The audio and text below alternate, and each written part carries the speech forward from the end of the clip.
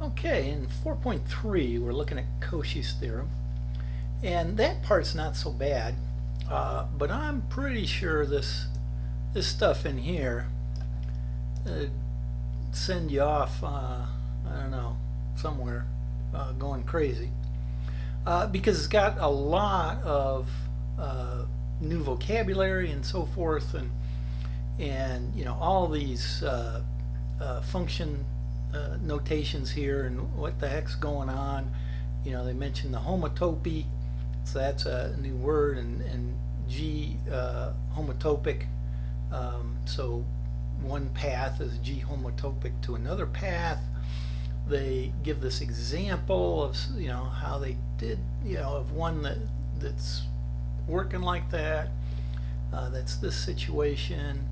So let's look at that first and kind of demystify a lot of what's going on there.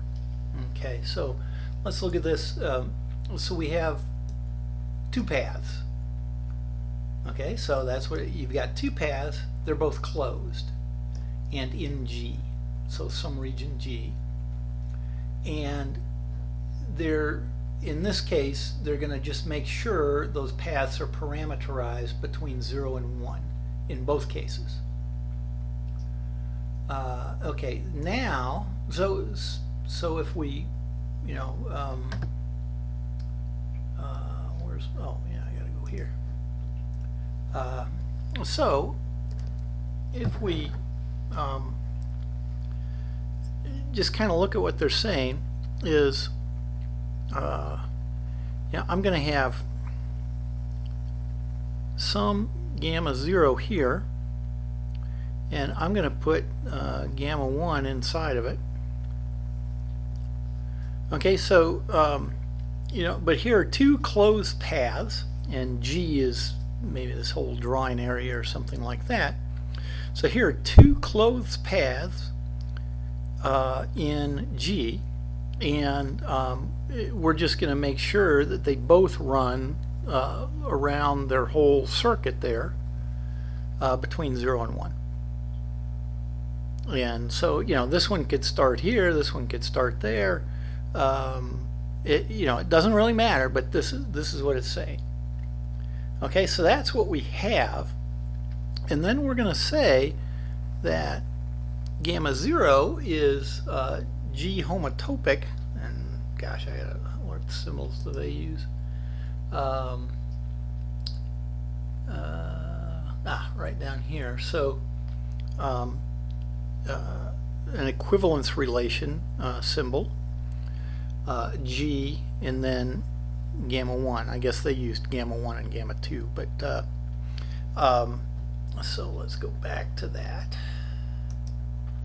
So see that, you know, it's so this is a case where we're wondering, we're asking, is gamma 0 G homotopic to gamma 1? And it is, if you can simply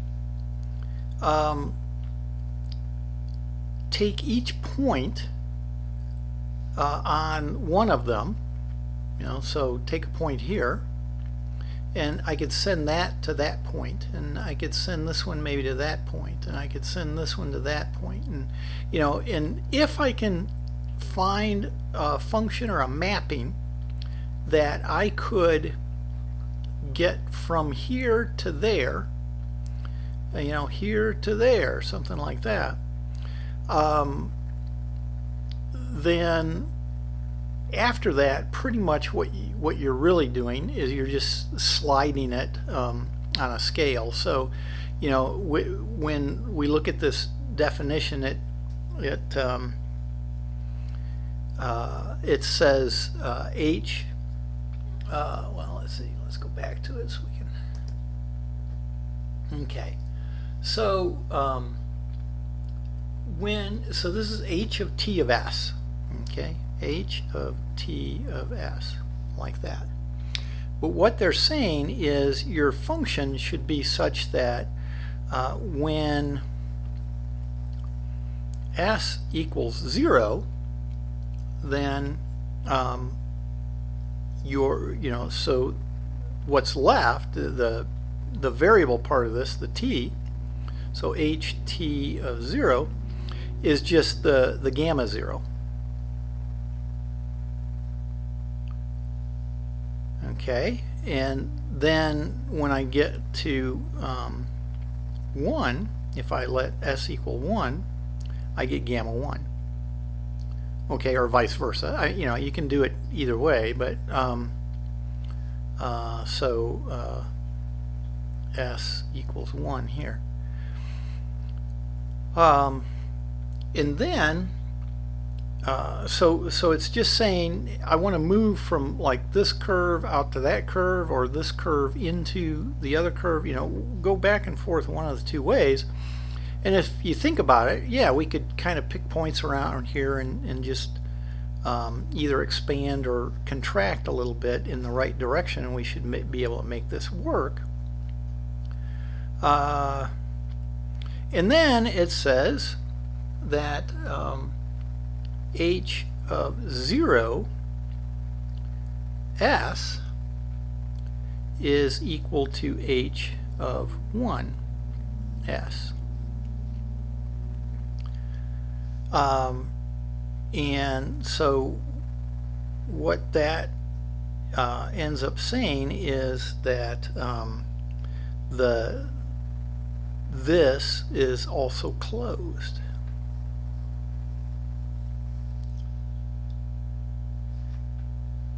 Okay, so we have that situation. Okay, so now, and that's all it means to be G-homotopic, is that I can go from one to the other. So then their example 417 is they say, okay, start with a circle and move out to a square. And when you think about it, right, if I thought about going out on the 45 degree here and sending this point to that point, this point to that point, this point to that point,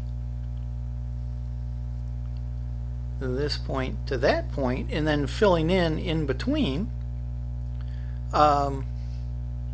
sure, that seems like it could work.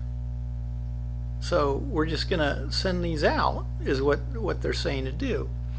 Now, it's a little unclear when you first look at something like this as to what the heck is going on. So I put this into Desmos with the circle and the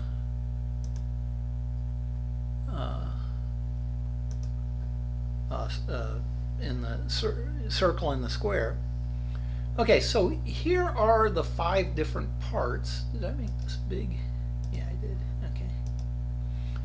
Here are the 5 different parts. So because it's split at in between 7/8 pi and pi over 8, or sorry, 7/8 of 2 pi and 2 pi over 8, so pi over 4. Then it gets split here, and that's why we have 5. So that was the first line. Here's the second line. Here's the third line, fourth line, and then the fifth line that's only half as big. So again, if you look here, they had the 5 different lines. T went from 0 to 1/8 and so forth. Okay. So what we need to have happen is, for instance, this point here at 1, 0, to make it out here to 3, 0 by the time t equals 1. Okay, so if you look here, here is the parameterization of the circle, cosine 2 pi t. and here is 3. Okay, and so what we want to do is as s goes up from 0 to 1, right? When it's 0, it's all about the cosine 2 pi. And then by the time we get to 1, it's all about the 3 out here. Okay, and that's that convex combination that I talk about, is that we're taking a convex combination of those two values, the cosine of 2 pi, which is 1, and the value we want to get to, which is 3. And so we just made a convex combination. Whoops, I don't want to move that around, I guess. Going from here out to there. And then, so that was the x here. And the same thing has to happen up at this point with the cosine 2 pi t, but at s equals 0, that's where we are. We're right there.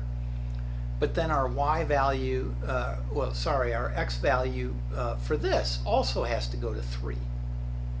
So everything of this red here, its x value has to go from where it is at cosine of 2 pi t to the number 3.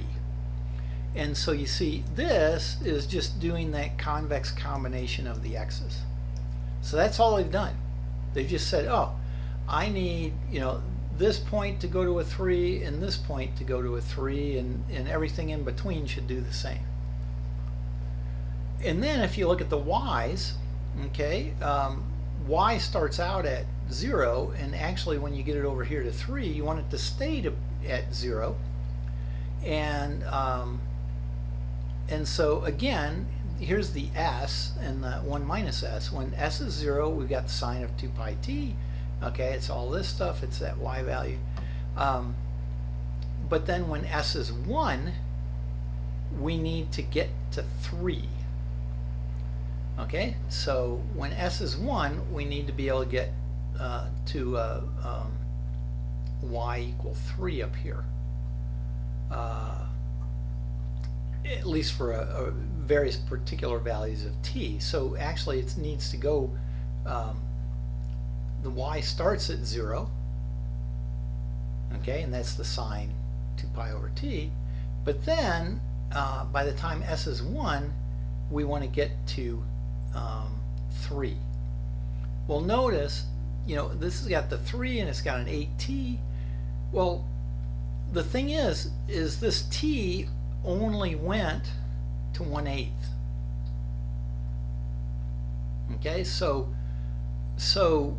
we're not going to have t get all the way to 1 or anything. We need this to be a 3 though, and so if we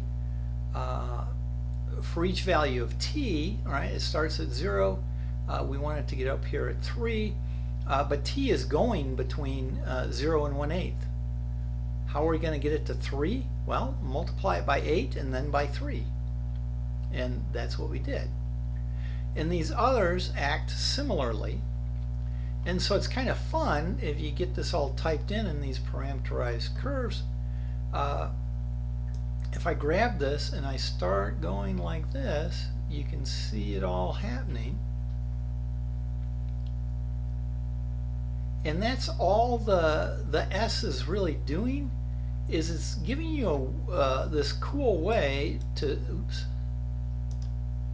sort of continuously get to the image you want.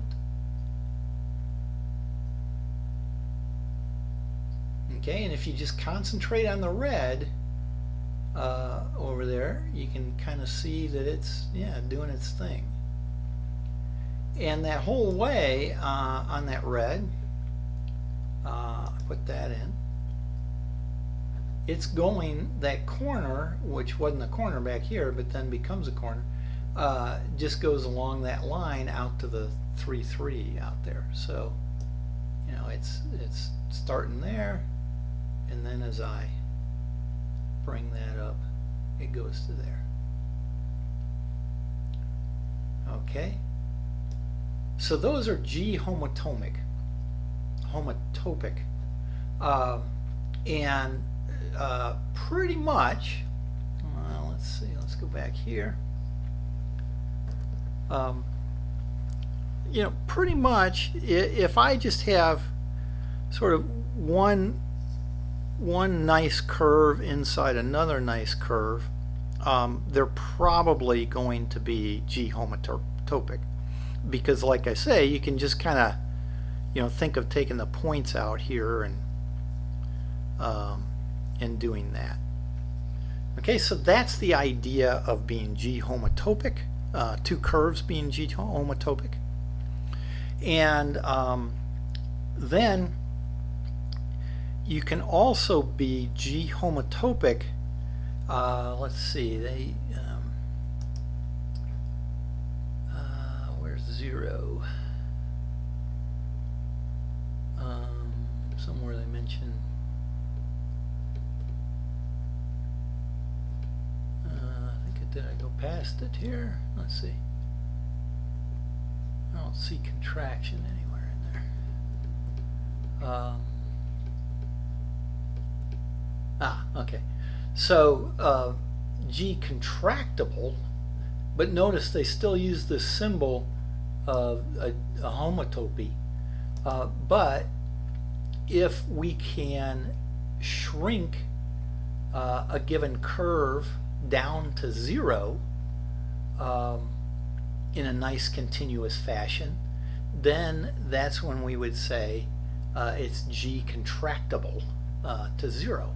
And we write it as a homotopy to that point. And so, you know, if I have something like this, and I put a point in here for my 0, and if I could shrink this thing down to 0, then that would say it's G contractible, okay, to 0. And so let's look back at Desmos here. So I've got all this stuff. I'm going to just turn it off here. Okay, turn that one off. So now I'll put my circle up and just kind of show, you know, it doesn't have to be really fancy, the idea of can you do it.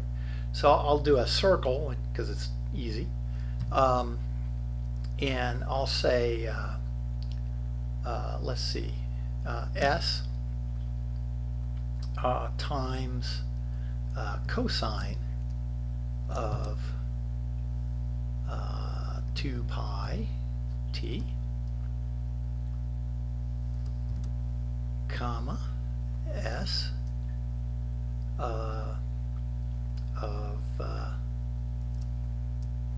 times sine 2 pi t. Okay, and technically, I suppose if we're starting at the ones, I should probably actually make this 1 minus s. 1 minus, oops, s, and put the same thing here. Quit that. Okay, and so this is my parameterization for the circle is going from 0 to 1, and I'm having S go from 0 to 1. And so if we come up here and I let this be 0, that's the full unit circle, and as I send it toward 1, boom, disappears. Okay, so it doesn't necessarily have to be that involved to actually show it. And notice this has the 1 minus s, but it doesn't have an s. Oh, sure, I can toss that on there. Plus s times 0. Whoops, not like that though. 0. And plus s times 0. Not very satisfying, but you know, that's the idea, is it's going to the point 0, so that's our other point, and there's our convex combination idea, and as I move this one, the s, closer to 1, this zeroes out, and I use all of this. Okay, so now it's in the form very similar to the stuff up here, and if I do that, and so forth, and so I could have it homotopic to another point other than 0. So for instance, you know, is it G homotopic to 2? No, it is not, because if I try to shrink it down, right, it ends up at 0, not at 2. Now I could make it G homotopic here to what is that, a half. I could do that. I would just have to do something much fancier than what I did down here. Okay, but let's go to the point 2, 0. So 2, 0, and let's make this bigger. So to make this bigger, let's make it 3 cosine. Now I don't know if I got fancy enough to get it to actually go to 2, 0. I think so, because again, the y value is definitely going to go to 0, and this, as s becomes 1, that should go to 2. Okay, so I just had to make it bigger than the point 2, 0 so that it could contract to there, and as I shrink it down, it goes to 2, 0. So it's G homotopic to the point 2, 0. And pretty much, you see, if it's any point in here, I could make it happen. And so I'm not worried about you producing a bunch of homotopies. I want you to just kind of realize that that's all that's happening, is we're saying that you know, we have, you know, one of these cases here where, you know, maybe I wanted to do a curve like that, but you know, wow, it'd be a lot easier to do that square curve, right? Or it'd be a whole lot easier to do this point here and work with that point, right? So it's just in that way, it's just, you could say, a mechanism to make your work easier. Okay, that's a kind of a way to look at it. And I think that's what I want to say about homotopies. That was the contractible thing.